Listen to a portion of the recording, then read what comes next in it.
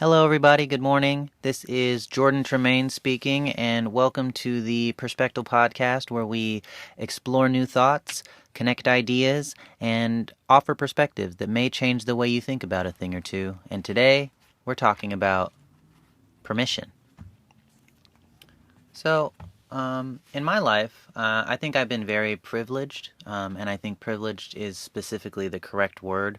Um, to have been born in a place that may not have had the most money, but I was encouraged to do things I was interested in and challenged to get better at them. I wasn't left alone to figure things out, which a lot of times I was, and that's a part of growing. But I think sometimes when you're young and nobody pays attention to you or nobody acknowledges you, it can be hard to grow. But I had a good support base. I was encouraged to educate and given the resources and tools to do that. So I've been very privileged, and I think that kind of shows in who I am now as an adult. Um, and today, I think that I have this thought about permission that I think has grown a lot from the privileges that I've received in the way I was raised. So thank you to my parents and the village that helped raise me. Um, but I really think that this topic has to do with people going out and doing things in their lives and what can possibly be a big help to them doing that or a big impediment. And so the basic idea, which we'll break down in a minute, is that sometimes, even though a person has all of the ability and all of the access to go and do something, they won't do it unless they receive permission to do it. And there are times where it can be very difficult to do something and or impossible to do something without permission. So sometimes you need to explicitly get permission from like your parents to go out and to go to your friend's house. Um, and so that kind of thing is like very explicit and you need permission. But sometimes I think this idea of getting permission can be a little more subtle or a little more abstract, but very important in actually getting somebody to feel like they can do something or getting them to do something. And so we have this idea where sometimes we really do need permission to do something. And I think following that or in tandem with that, there's this idea of sometimes we act out like we actually need permission to do something. So not necessarily we need permission, but we will not do without permission. And so to that, there's like two sides of this coin. I'm going to talk first about getting permission. And I think there's a couple of different ways we can do that, or three different ways. And that's through explicit consent, the role model figure, and encouragement. And I explained the first one. Explicit consent, I think, is very obvious. It's the one that most people are familiar with, where, Mom, can I go outside and play? No, I didn't get permission. Mom, can I stay up late? Yes, you did get permission. That's explicit consent. I don't think that is too novel a concept for many people, so I'm not going to go over that too much. The role model one, I think, is interesting, where sometimes when you feel that nobody else has done something, or nobody you know has done something, it seems more impossible. But once you met somebody that's done it, or once you have seen someone do it, it becomes more possible, and it kind of gives you permission and allows you to do it in a certain case, or it makes you more willing to do it.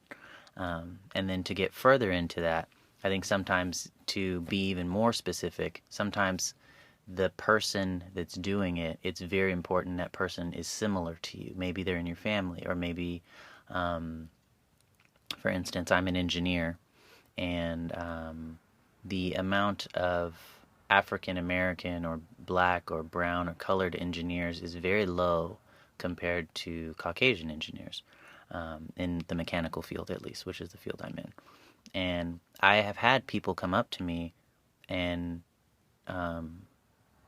like at work that are not engineers and say they didn't know that black people could be engineers, and they asked me how I did it, and we'd have a conversation about it. But I think that the fact that I existed and I was someone, because most of the people that have that conversation with me are I guess individuals of color. They see someone similar to them doing it, and it suddenly becomes possible. And so I think that that's a very strong form of letting something become possible to somebody or giving them permission to do something. It can just be existing in a certain action or in a certain role and having something similar to somebody else.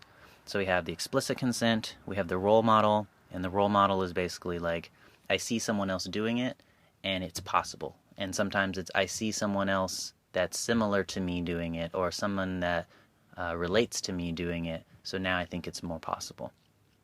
And then the last form of permission, which I think is the most subtle, but it's something that I think everybody can do, and it's a very important part of having people in our society feel like they can do things and that they actually go out and do things, and that's encouragement.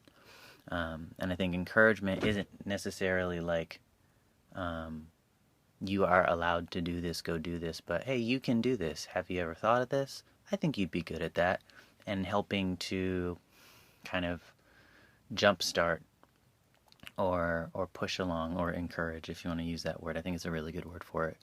To go and can do something, because sometimes people really want to do something or they're really curious about something, but for some reason they have some mental block like, oh, I'm a woman and women don't do that, or I'm too short for that, or I'm too old for that. That one's an interesting one. But then you go see someone that's 10 years older than you doing it and they're like, yeah, you can do it, it's no big deal. Now all of a sudden it's you have proof, you have kind of a blueprint to follow. Maybe you have someone to ask questions to. And so I think the role model, which I think kind of works with encouragement, but I think they're kind of different. The role model, I think, existing is a form of permission because you can see someone that's doing it. But I also think that active encouragement is another form of permission. But role models, I think, do encourage a lot. And role models, I think, are the best people to provide encouragement. So this idea of permission, I think, is important, and I'm talking about ways that we receive permission. So in my life, there's been plenty of people that have given me explicit permission, like you are now on the varsity team. You are admitted to college. You can go outside and play. I've got explicit consent in a lot of places. I've had a lot of role models, people that have integrity, so I get to see what it looks like when people stand up for the right thing. People that are just so smart, it seems impossible. When I had my first career job in Washington, I had a mentor named Paul, and like he just knew everything about like anything we were talking about. He always had something to bring to the table. He's one of those people that would like win on Jeopardy, and but he was like super humble and nice to talk to, and he was just such like a person that was like, you can be someone like this and it's okay and it's possible, and there are people out there that are just good, witty, smart, humble people, and that had a big influence on me. And you can also have things where sometimes it's very difficult for you to believe you can do something, but then someone similar to you does it, and then it becomes more of a possibility to you. And then also encouragement. I've been encouraged by a lot of people. I've been had nice things said about me, or hey, you can do this. Like, you just believe in yourself. And I've encouraged myself. You got to pep talk yourself sometimes. So that's kind of into the receiving permission part. And then I think the other side of that coin is if it's possible to receive permission, it's also possible to give permission. And I think this is also very important. If nobody gives permission, nobody receives permission, even though that's kind of not true because of the role model thing. But giving permission, I think, can help when you think about it like this, where sometimes certain people have a lot of trouble doing something, and you can help them do it by just giving them permission. And sometimes people really need that, even if they're not aware that they need that. I remember in high school, I played water polo, and I am an African American, and I was the only African American on the water polo team at my high school, and the only African American that played water polo in our district. I've never played another African. I played, no, that's a lie. One time in a tournament where there was like multiple districts coming together, I played water polo with one other African American person. And that was it. And I played with hundreds and hundreds and hundreds of people. And periodically at high school, people I didn't know would stop me, and they'd be like, "Are you the guy? Are you that kid that plays water polo?" And it didn't really register at the time, but a lot of times other African Americans would ask me like, "Are you the black kid on the water polo team?" And I'm like, "Yeah." And I always thought that I was gonna get like harassed for being in a Speedo, but they'd always be like, "I've never been harassed for being in a Speedo," and I would always get feedback like, "That's really cool that one of us is doing that," and like, good job, keep it up. And I think when people see themselves doing something, like when you go to Target, and I think one of the cool things that Target does is some of their models or some of the pictures of people wearing their clothes and stuff are like in wheelchairs, or may not have the perfect skin complexion, or different sizes and shapes. And when it's not when you can see yourself on the billboards, when you can see yourself in that job, when you can see yourself in that position, it makes it more possible. So the role model thing I think is really important for giving permission.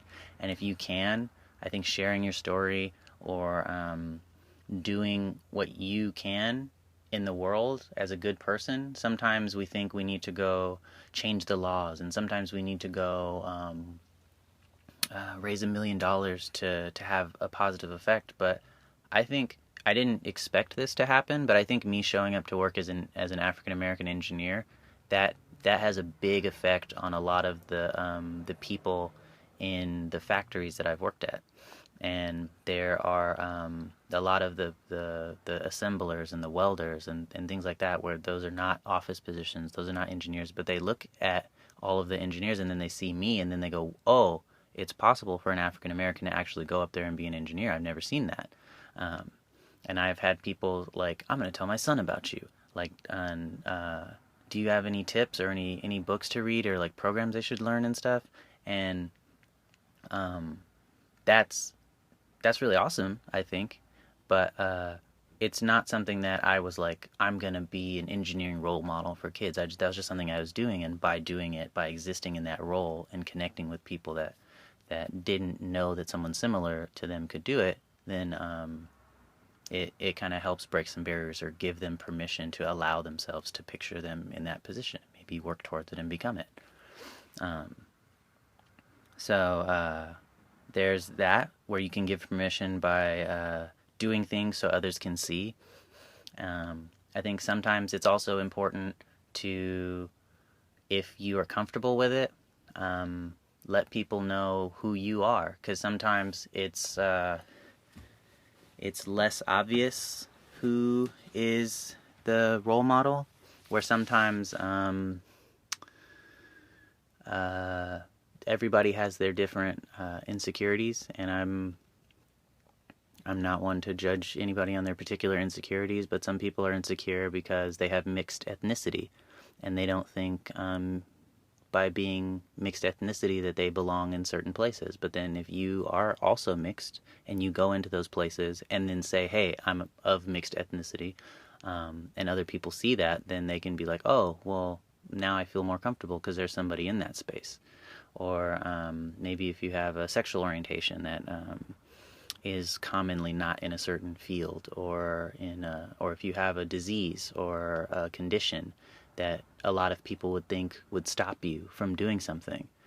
If you go and do the thing and then say, "And I also have this condition," then a lot of people that have that condition, or their parents or their friends, might be like, "Oh, wow, that's really awesome that you did that, and now it makes me think that I can do it too." But sometimes the role model thing doesn't end up happening because nobody knows you have that condition, or nobody knows that you have that ethnic makeup, or nobody knows that you are of that orientation. And it's totally fine to um,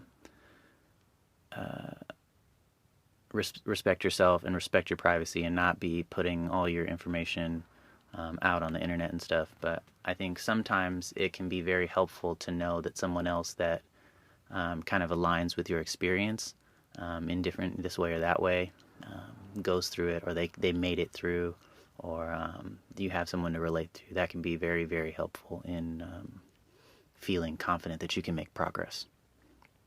So there's that. There's the encouraging. I think as someone giving permission, if at all possible, do your best to like just speak in ways that is encouraging, like all the time. Like I would say, just don't be negative. I did a podcast on the best policy. It talks about speaking honestly, and I think there's these questions that you ask when you're trying to be honest. It's is it true? Is it useful? And is it good? And if you answered all three of those questions, I think that and if you want to listen more, you can go listen to that podcast on the best policy. But if you answered all those three questions and it's good, it's useful, and it's true, I think it is encouraging, and I think it is positive. And I don't think that you should lie to people and tell them they can do stuff when they can't. But if it's possible, if it sounds reasonable, sometimes you don't even need to shoot over the moon and say like, oh yeah, this is if you did this and did this, and you don't need to roadmap something that's not likely but technically possible. Sometimes you just have to be like, yeah, that's possible. It'll probably be really hard, and you probably fail a lot, and you might break a bone, but yeah, technically it's possible. Like even by just doing that, sometimes it can be really what somebody needs to get over that mental hurdle and just go do it. So I say as much as you can, try to encourage people. Anytime people look nervous and you're in a position of power or something like that, just be like, yo, you got this. If you're on the varsity team and you see someone on the JV team, which means junior varsity, say some words like, yo, that was a nice shot you did today, and stuff like that. And that could really make like the difference between them trying hard and quitting the team, because they're like, whoa, this varsity dude said that I had a nice shot.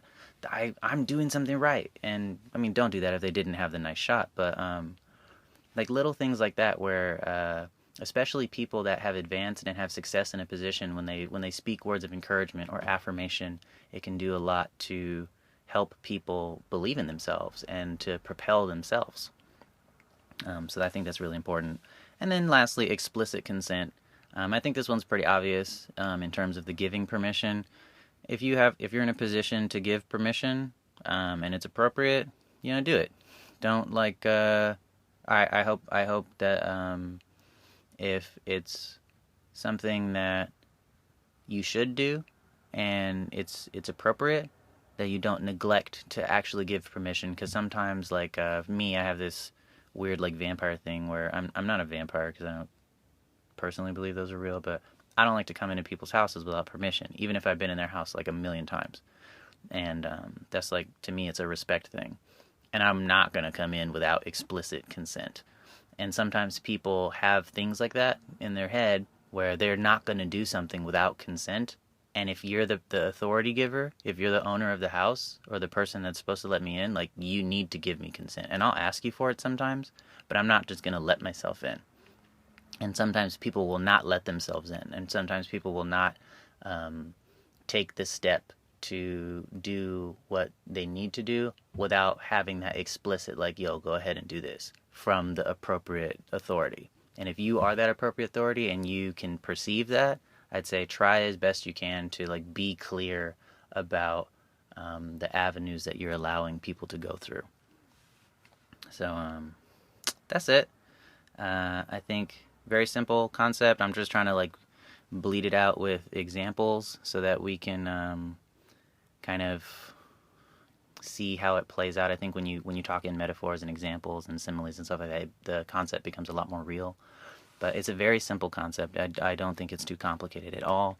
And I hope that by saying this, we can, as people, learn to accept permission, to maybe even not even need permission, to believe in ourselves, to understand sometimes we're like just waiting for someone to let us do it. But hey, maybe I can just do it myself.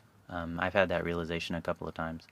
And to also take opportunities to give permission, to encourage people, to be a role model and show people what you can do. Sometimes it's not selfish to show off a little bit. Sometimes it's really great that you go back to the school and you go to your favorite teacher and you like, talk to their class a little bit. I remember I went and talked to some middle school kids, I think, or maybe high school, I forget. I was helping my friend do like a poetry thing on a Saturday to some students, and they were like, "Who's this guy?" And he was like, "This is my friend. He's an aerospace engineer because I work in aerospace." And they were like, "Whoa, blah blah blah blah blah," and they were like asking me all these questions and stuff. And I think again, it was because I'm an African American, and just me being there and me existing and me going out and doing that is like having an impact on these kids. Like, wow, maybe I can do that. And I was just like, yeah, any of you can do it. You just gotta like, hunker down and do the work. But I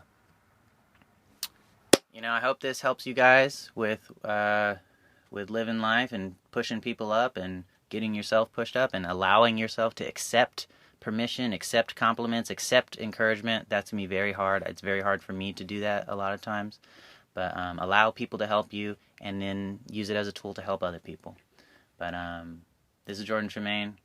This week's episode of Perspective Podcast on permission. And yeah, hope you have a good week.